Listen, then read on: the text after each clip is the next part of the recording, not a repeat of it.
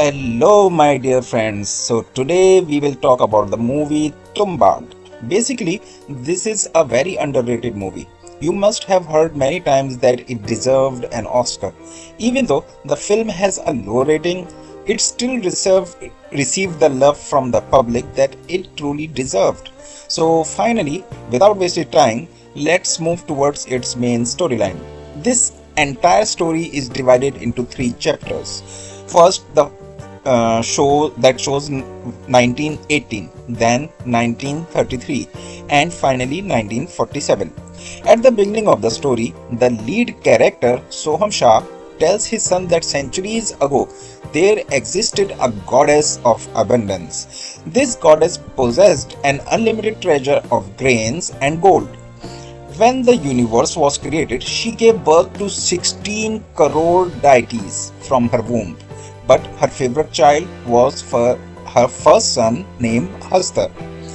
As time passed, Hastar began to desire things. First, he tried to steal his mother's nectar and he was successful. Then he aimed for the grains, but the rest of the deities destroyed him and turned him into countless particles of dust. One final blow was enough to end him completely, but at that moment, the goddess saved him. However, to save him, the goddess placed a condition. From today, no one will ever speak your name, and your name will never appear in any holy scripture. But years later, the ancestors of Vinayak Rao built a temple for Hastar and started worshipping him. This angered the gods, and their anger came down upon the earth in the form of heavy, destructive rainfall. Here, the narrator forgets to mention a line meant to mean audience retention. Hastar's liquor is boon for us. Why this is said is revealed later in the story. Now the story shifts to 1978, where we see a woman named Jyoti. She enters a large mansion called Sarkar's Vada. Only one priest named Bhasar is alive there. Jyoti gives him physical pleasure and in return he gives her gold coins. He tells her that gold coins aren't easily earned. You have to work hard for them. Meanwhile, we see Jyoti's two children, the elder one Vinayak Rao, the younger one Sadashiv Rao. They were waiting for their mother because she visits the Vada every day. This time she takes longer than usual. The children talk among themselves about who will feed the old lady, their dadi. But here's an important detail: that old woman is not their actual grandmother. She is the Lakad Nani of Sarkar, a great grandmother figure more than 200 years old, whose body has decayed but she is still alive. This means the old woman they call Dadi is more than 200 years old. Her entire body rotten, yet still alive. One night, Sadashiv asked his mother if she received any gold coins that day. She angrily replies that you have to earn them, they don't come for free. The next day, it's revealed that Sarkar has died, and after his funeral, Jyoti decides that they will now leave for Pune. Back in those days, 1931, motorbikes and cars were rare in villages but common in cities like Pune. The kids get excited about moving. However, Sadashiv falls from a broken tree branch and gets injured. His mother takes him to the village doctor. Vinayak asks her, what if the old lady feels hungry? She replies, make something for her, and if she screams too much, tell her, sleep fast or Hastar will come. After she leaves, exactly that happens. The old lady starts screaming for food. Vinayak goes to cook, but accidentally happens and hot porridge spills. Afraid and clueless, he follows the old lady voice. She tells him about a hidden treasure in Sarkar's Vada. Vinayak tries to ask more, but suddenly she attacks him and says, today I will eat you. Today I will drink your blood. Terrified, Vinayak tries to recall the magical words that puts her to sleep. He cannot remember, so she drags him to her room to kill him. Finally, in desperation, he shouts, sleep fast or Hastar will come. Hearing this phrase, the old lady immediately falls asleep. His mother arrives at the same moment. Vinayak asks about Sadaship. She replies, he died. We are leaving this village right now. By morning, Jyoti and Vinayak sit in a boat and leave for Satara, starting a new chapter of their life. Vinayak then tells his mother that since they served Sarkar for so many years, the treasure should come to them, or at least the expenses should not fall on them completely. His mother, who had just lost her younger son, gets very angry. She says, so you want greed? You want gold coins? Here, take them. Now stay quiet. But Vinayak still argues, still saying, we will not even get food because of all these helpless situations. We will starve forever. Finally, the truth spills out, and Vinayak's mother realizes that greed is dangerous curse. She makes him swear on her life, from today onwards you will never return to the Vada. Promise me. And with this, chapter 1 ends. Then, after 15 years, Vinayak Rao returns to his village. He desires for the treasure had never left his mind. The first place he visits is his own old house. He sees that a massive tree has grown right through the middle of it. But shockingly, the old woman, Lakarnani, is still alive, 15 years without food or water, yet still breathing. Vinayak asks her, Dadi, where exactly is the treasure? She replies, you greedy man, you will never stop. Vinayak says, if I don't take the treasure, someone else will. So why don't we divide it? The old lady says, I don't want anything, my days are over. If you want, kill me and end it. I don't wish to live anymore. Vinayak says, fine, make a deal with me. You show me the way to the treasure and I will give you freedom. Death. She explains that many years ago she was the fastest at climbing down wells. This tells Vinayak that the treasure is hidden inside some well. After 3 months of hard work, he finally locates the exact well. He even figures out how to climb down it. But he still does not know how to bring the gold out. So he returns to the old lady and asks. She finally tells him the method. Vinayak then performs his duty. He burns her body, ending her cursed life, and takes the gold coin for himself. When Vinayak reaches home, he finds that his wife has started a small floor grinding business to survive. She grinds wheat for orphans and villagers.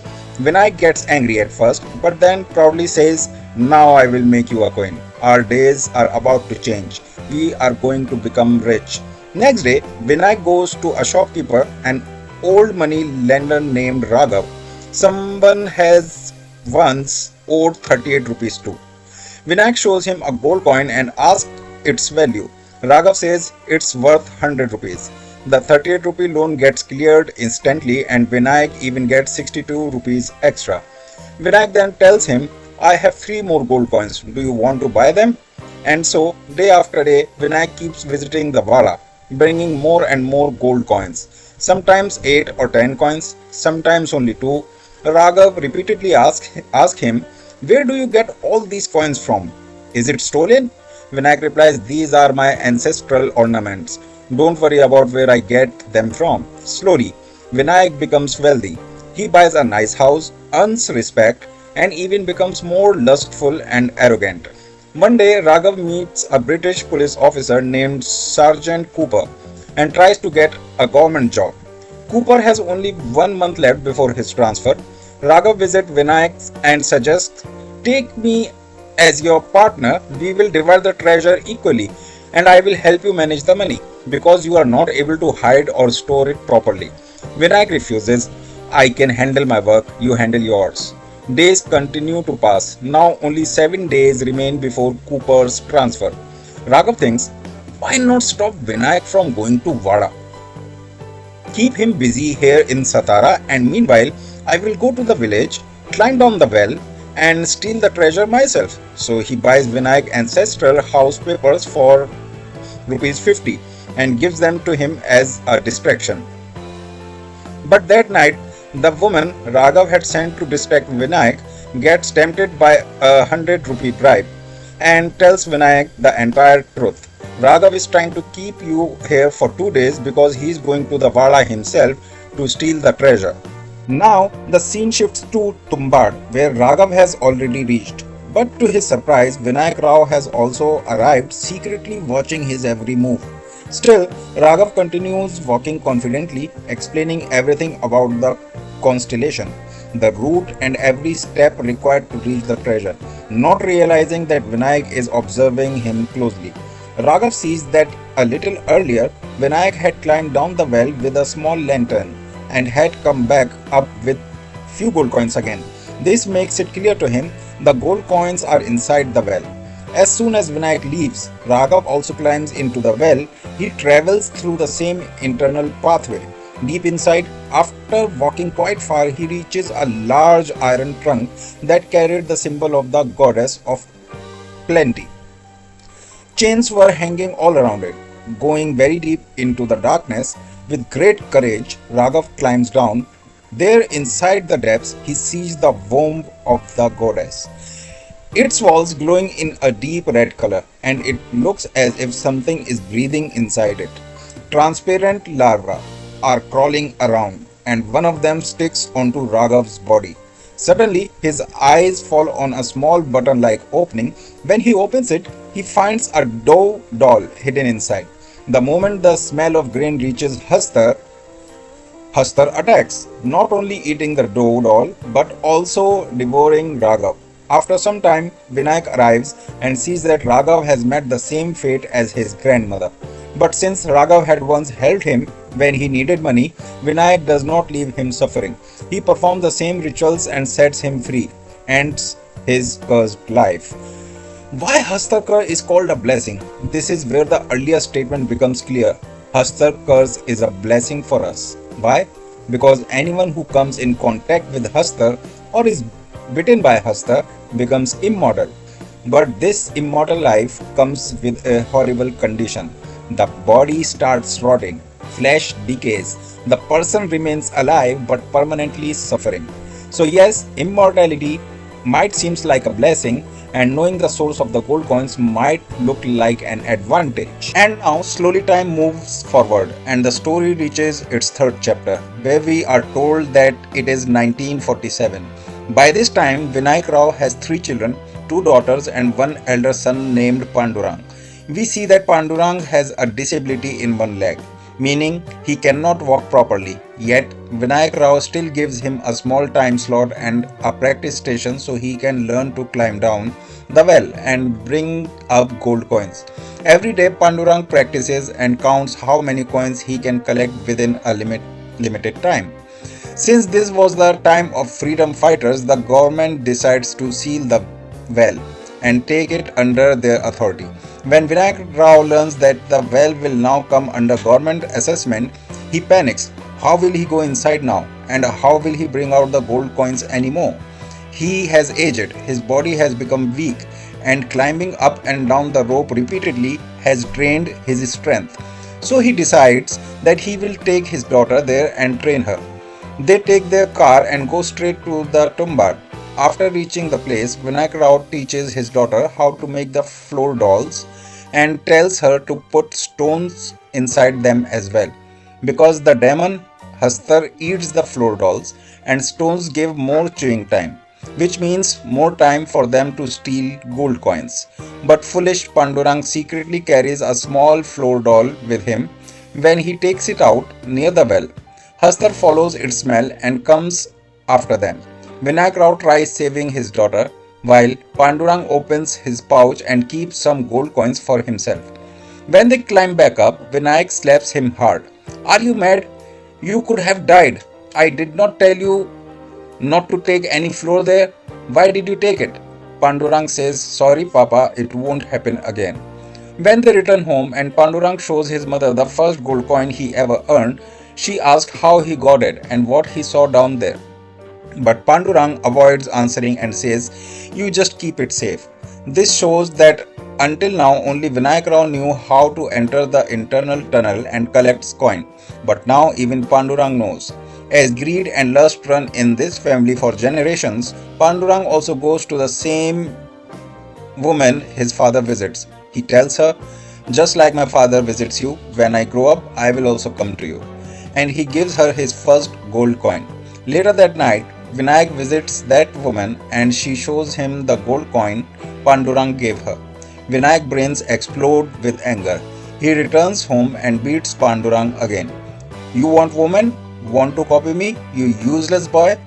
On top of that, this well will soon be taken by the government and I won't be able to go anymore. And you want to waste your life chasing that girl? Even while being beaten, greed grows inside Pandurang. He tells his father, if we give Hastar many floor dolls at once, he will stay busy eating and we will get more time to take all the gold coins. Vinayak thinks, why not try? The next day, Vinayak, his wife and son take many floor bags and reach the well. Before going down, they draw a big protective circle with colored powder. Hastar cannot cross this circle due to the curse. Inside the well, when Vinayak takes out 2 floor dolls instead of 1, 2 Hastar appears. Pandurang empties the rest and many more Hastars appear. Vinayak is shocked seeing so many demons, but they cannot enter the circle because Hastar can never touch grains, a curse by his mother, goddess Purarti. However, if humans give Hastar the floor, he can eat it, and he has been starving for 10 lifetimes. Night falls. Vinayak and Pandurang wait for the dolls to finish, hoping the number of Hastars will decrease. But still, one more big doll remains, which means one Hastar is still alive. Vinayak realizes the only way to save his son is self-sacrifice. He breaks the big doll into tiny pieces and covers his entire body with the floor. Stepping outside the protective circle, Pandurang cries, Papa, what are you doing? But Vinayak steps out. All the Hastars jump on him, but as soon as they touch the floor on his body, they burn to ashes because Hastars cannot touch grains. Finally, all the Hastars die. Pandurang escapes the place, climbs out of the goddess worm cave and exits the school well. But when he comes out, he finds Vinayak's there. His fate the same as his grandmother and Raghav. Half rotten, half dead, immortal but decaying. Vinayak hands him a pouch of gold coins. Take it. This is what you wanted, right? This is why you came here. Pandurang remembers his father's words. Hastar curse is a blessing. You become immortal, but the body rots forever. What kind of life is that? Greed melts in his heart. Instead of keeping the coins, he burns his father's immortal body, giving him freedom. And this is where this masterpiece movie ends. The moral of the story is greed is a dangerous curse.